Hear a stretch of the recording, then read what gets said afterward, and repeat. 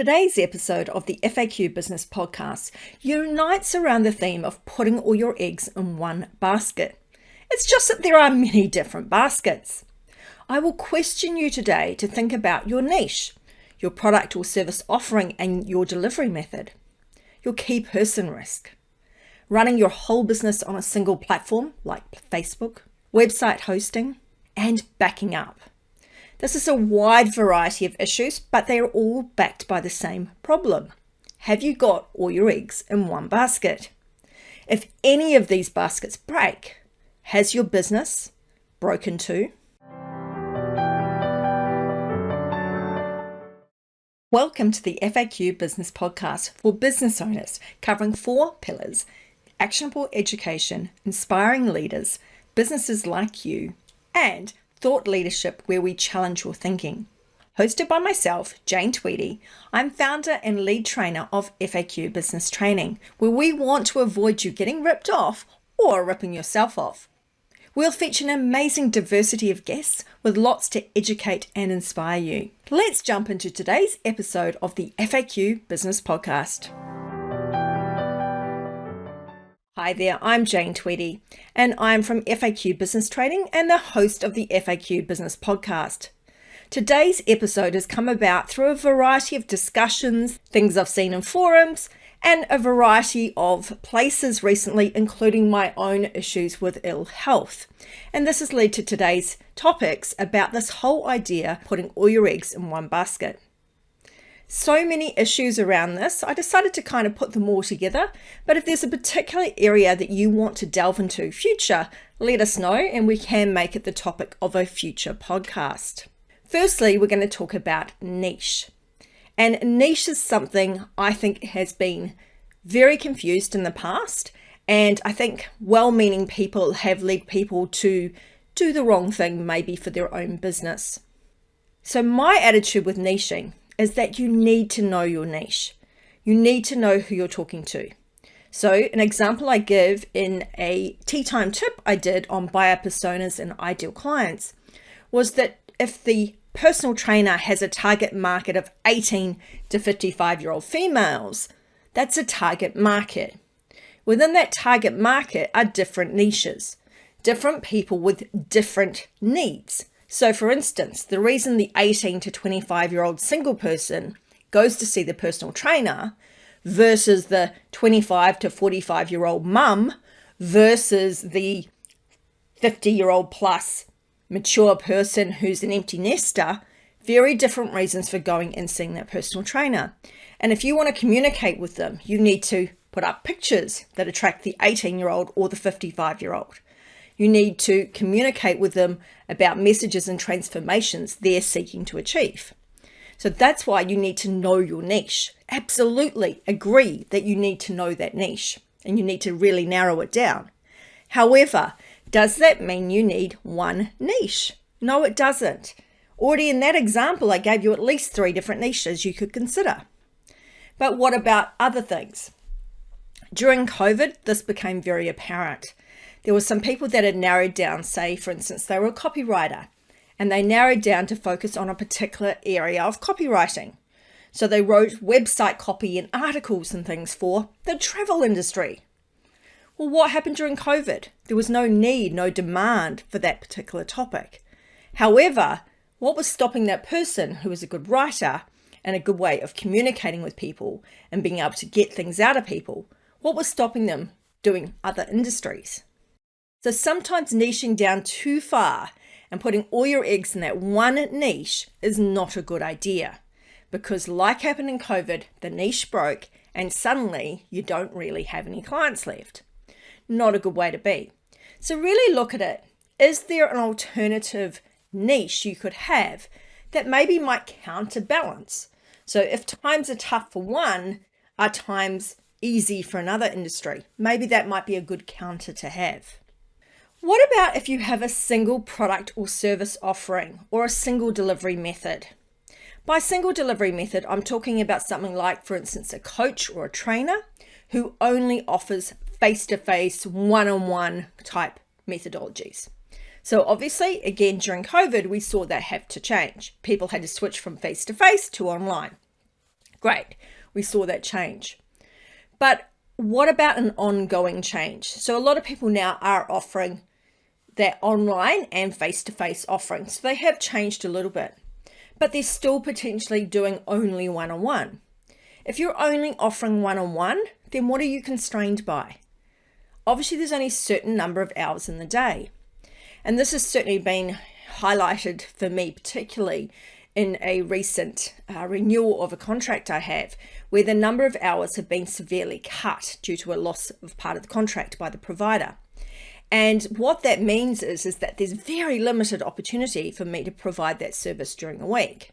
Now, that is a problem for the clients that want to use that service, because there's going to be very limited spots for them to use.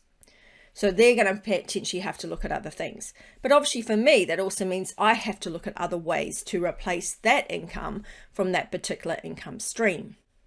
So one thing to look at, like I said, with the coaching, for instance, or training or anything like that, where you're doing it one-on-one, if you need to do it one-on-one, then you've obviously limited by the amount of hours you have available.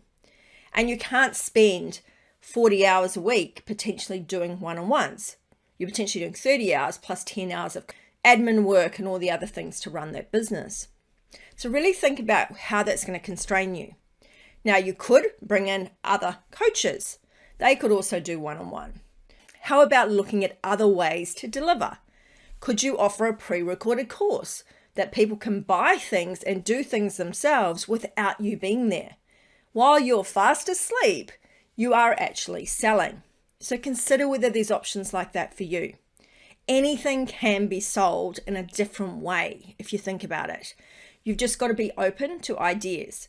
But also this allows people to use your service that might not have been able to afford it. At a single one-on-one price point, the price point's very high. At a small group level, the price comes down to them, but your price earned, your money earned actually goes up. When you bring it down again, the price point lowers, but now you've got many people potentially buying that product that you've created or that productized service. So really do consider what you can put out to the world and whether you can offer your one-on-one in a slightly different manner or a slightly hybrid model. Part of it can be moved over to being in a structured pre-recorded format. Part of it's one-on-one.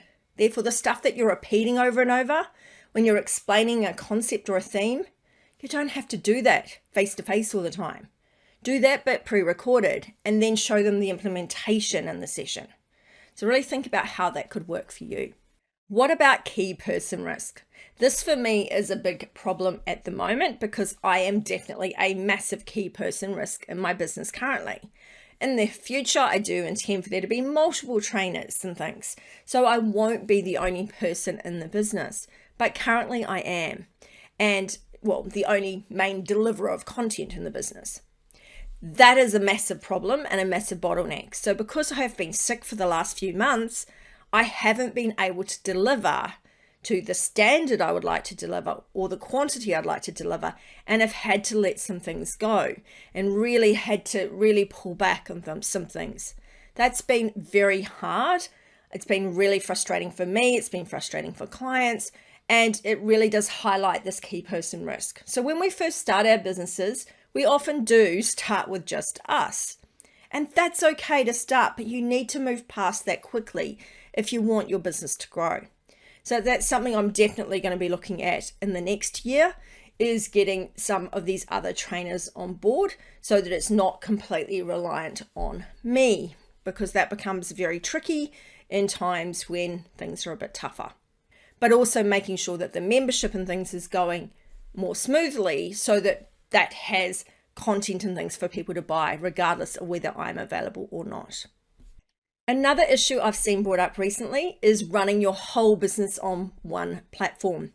Yet again this week, I saw someone saying, oh my gosh, my two-factor authentication, which they actually had, which is what a lot of people forget to put on, was failing because this particular person was using the Facebook two-factor authentication for Facebook. The problem is that product has been deprecated. in their own words. So what they've said is you have to replace it with another platform. So for instance, you use Google Authenticator instead of the Facebook Authenticator. The problem with this was the person hadn't done this. To get access to two-factor authentication, she needed to be in Facebook. She couldn't get in Facebook because she couldn't get in, and she was having massive issues. The problem was her entire business was built on Facebook. All her orders were coming through Facebook. All her messaging was through Facebook. All her contact with clients was through Facebook. And I just see this happening time and time again. There was one a few years ago. The person had 4 million followers on her Facebook account, and the page got shut down for breaching violations of community standards or whatever, right? Don't put all your eggs in one basket. Don't put all your eggs in the Facebook channel, particularly if you're going to the extreme of just doing shopping and e-commerce and messaging and contact with clients all in Facebook. You're 100% then at the whim of Facebook. And that is just far too risky. Spread things out. Have your own email list maintained like in a mailer lite or something like that. Have your own client CRM where you've got client details, client relationship management system. Have your, everything spread, because when you have it all in one place, if that one thing fails, that's it. You're all over Red Rover. So really consider how this is going to impact you. Imagine what would happen to you if you lost Facebook and Instagram, for instance. How much of an impact does that have in your business? Sure, it might be an inconvenience, but it really shouldn't be stopping you doing business. And I've seen instances where it's actually stopping the person doing business. That's not good, and that's not what we want. So make sure you've spread your business. Another issue is website hosting. And I have talked about firing your service provider and things before, but in this one, I just want to talk about a couple of issues around website hosting that have, again, been reminded of recently due to a couple of my clients. So one realized after talking to me that she was spending an awful lot of money on things that she really didn't need. For instance, she'd been spending up to $10,000 a month on SEO and SEM, search engine optimization, organic stuff, and search engine marketing, the ads. And the thing was, these just weren't even delivering. And I found some pretty disturbing things when I looked at her ads and things. Some of the copy in them just wasn't even right. And you're going, you're paying all this money and it's not even correct. It's just terrible. So there's a number of issues with this anyway. So she contacted them and sort of expressed her concerns and how maybe they could reduce this cost to something a lot more manageable. And they got incredibly defensive, incredibly angry. And they basically, pulled the pin on her before she could even pull the pin on them, kind of thing. So it's ended up very negative and very, very bad. And the problem is they threatened her and they basically said, you're going to lose everything. Now, the thing is, she actually wouldn't. So if she went away and set up another website using her domain and things, which she should own, particularly in Australia. So just want to put out something here first. Domains in Australia that are .com.au or .au are governed by rules that you have to have an Australian ABN with either the business name, a company name, or a business offering that is tied to that name. So you can't just go and register online real estate in those in the .com.au domain or the .au domain. Okay. In .com, people can go register what they like. So I can go and register things about butcheries and nurseries, whatever. Like, it doesn't matter, but it does in Australia. So, technically, if this website company have bought the domain or they own the domain, that's not true because they can't own it. Like, they won't be able to own it legally. So this is a bit of an issue. Now, she has actually managed to get her name on the domain itself. So she is registered as the registrant of the domain, which is good because it means she can then control where the domain directs things to, where the website is. However, it is very likely that the website itself will have to be completely start from scratch because it looks like this company will certainly not give it up. Another client who also has been taken for a bit of a ride he signed up to a website deal with a company. And I will warn you of this, please be very wary of companies selling custom websites, okay? They make it sound like it's so much better, it's all designed for you, blah, blah, blah.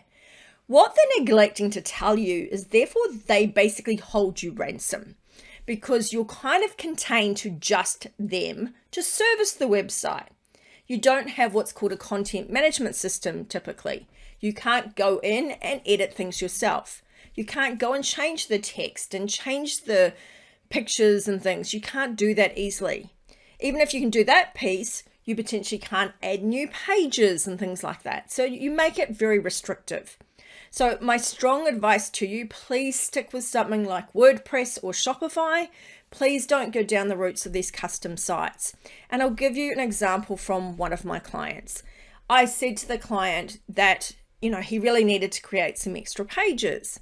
This was one of these sites where you pay an amount of money and it sounds really good to start with, but then if you want more pages, you have to pay more money. So he had a very limited number of pages really that he could create or have created for him under this plan. And even if he went to the top plan, there still really wasn't a huge amount of space in there. And I said to him, this isn't really going to work for what he needs to do. So, we were talking about different options for him. So one thing I said to him though, is, what platform? Again, one of these custom built ones. And again, I said to him, do you actually own your website? And these people are exceptionally manipulative because they actually have an FAQ on the homepage of their website, which says, do I own the website? And this is the answer to the question. Remember, the question is, do I own the website? Okay, that's an important point. Absolutely. So if I read that, that sounds like a yes to me, right? During the onboarding process, you will be asked to provide your ABN. Your ABN number is used to register the domain name for your new website. Remember I said before you can't get a .com.au or a .au without having that? That's why they need that, right? I would always register your own domain yourself. You do not need to get them to register it for you. So never get your web person to register it. Do it yourself, okay? That way you contain ownership of your domain name forevermore. Then it further went on. If you were to leave, you would maintain the domain and all rights to the business name. That wasn't the question. The question was, do I own the website? That is not saying I own the website. It is literally saying I own the domain name and the business name, which is not the website. So you pay all this money to have this website created and they own it and they maintain it and they keep it and you don't get access to it when you leave. So all you can do is maintain any copy and things that you did. That's it. The rest of it, gone. Start again. So please remember this when you are working with website people. It is a very dodgy tactic that they do, that they try and make it sound like it's awesome to have this website that's custom created. Instead, what you should be doing is having a WordPress or a Shopify website that actually is built for your purpose. So it's based on that, but it means that another website person can come in and take it over easily. So with the website, please make sure that you are checking what platform it's built on. Please just stick to the ones like WordPress and Shopify. Please don't go down these custom ones that person is going to lock you in, okay? Other people can work on a WordPress or a Shopify website. Please make sure that's the case. And make sure that you've got that flexibility to add more pages. WordPress and that really shouldn't limit you. You should be able to create as many pages as you want and have the ability to do that. So what I would suggest you do is you get the person to set up the services page where all the services sit and a service page, and then you can replicate that service page as many times as you want every time you add a new service. There shouldn't be a huge cost to doing that. Okay, so really think about your structure, your website, what you might need now and what you might need in the future. But be very careful of these people that take you for a ride. Unfortunately, it's why I started FAQ business training, because I was sick of seeing people getting ripped off and taken advantage of because of what they didn't know, because they didn't ask the right questions, or because they read an answer like that but didn't read the answer. So when you see, do I own the website? Absolutely. You think, of course I do. I own the website. No, you only own the domain name and the business name. That is very different from owning the website. Very frustrating. The last thing I just want to talk about is backing up. And there's a couple of reasons why all your eggs in one basket here. For a start, I saw someone the other day lost their phone. They had not been backing it up, and therefore they have potentially lost all their photos and videos, etc. on their phone. So I had a situation, my contacts weren't backed up. It was really weird.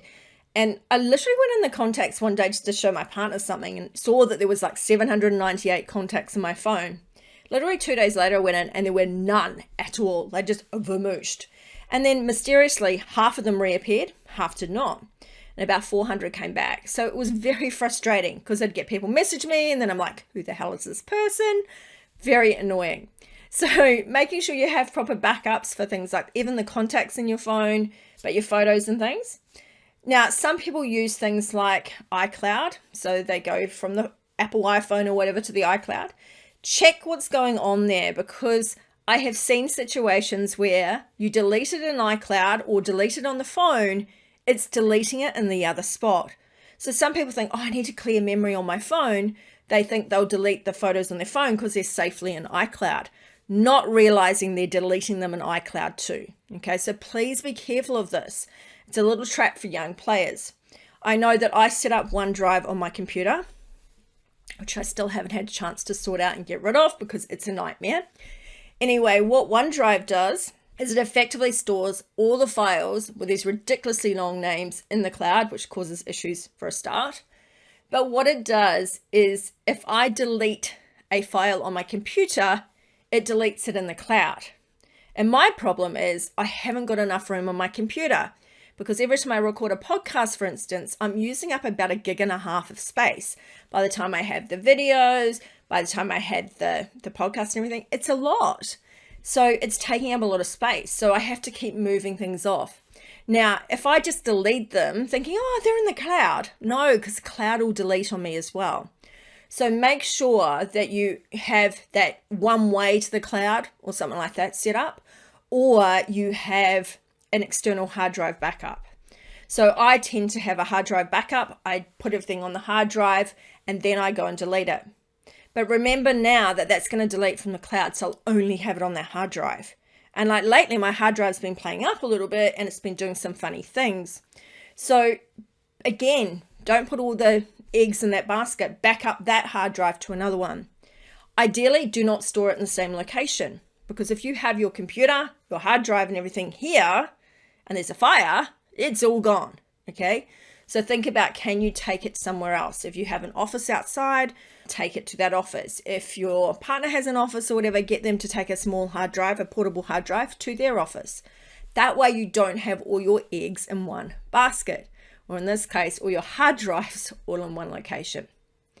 So as we can see, if any one of these fail, if our niche falls over because that market falls, if we lose everything in backup, we don't have any of our documentation and things, you know, we are really going to hurt our businesses. So each one of these things by themselves can be a case of we've put all our eggs in one basket, that one basket falls, smashed eggs, broken business, all over Red Rover. So I really want you to think today and look at your business and go, are there any points in my business where I have got too much in one area? And if you do, look at ways to mitigate that risk, okay? Ways to spread things out, because when we put everything in one basket, we are taking a risk. And this even comes to things like automation. I was talking to some people the other day and they said, oh, we have 14 different systems. We really wanted to move them into 3. But the risk is if they move them into 3, they're 3 that aren't the best. They might have had best of breed in the 14. You're not going to get best of breed when you go down to 3. But also if one of those fails, it's 5 or 6 systems that are failing with it. So instead of doing that, maybe have connections between systems in place. Use Zapier or Integrately or one of those type things to put things together. But don't necessarily rely on one system running everything, okay? So really think about this, because it can cost us so much when we put all our eggs in one basket. So I challenge you, go away and have a look at your business. And if there's any spots that you've got all your eggs in one basket, think about how you can fix that so that if you drop that basket and all the eggs break, your business won't come undone. Thank you for listening in. Love for you to subscribe either on YouTube, your favorite podcast service, or get on our email list and check out our blogs and things that come out with it. Thank you for listening. I'm Jane Tweedy here from FAQ Business Podcast. Thank you for listening to today's episode of the FAQ Business Podcast, available on all good podcast services. You can subscribe today via faqbusinesspodcast.com.au or directly on Apple iTunes, iHeartRadio, or Spotify. Subscribe, follow, share, and where able, review our podcast, or leave us a comment on either YouTube or our blog page. Thanks for helping us to help you, the small to medium businesses who are growing and want to make a difference. Look forward to connecting with you again on the next episode of the FAQ Business Podcast.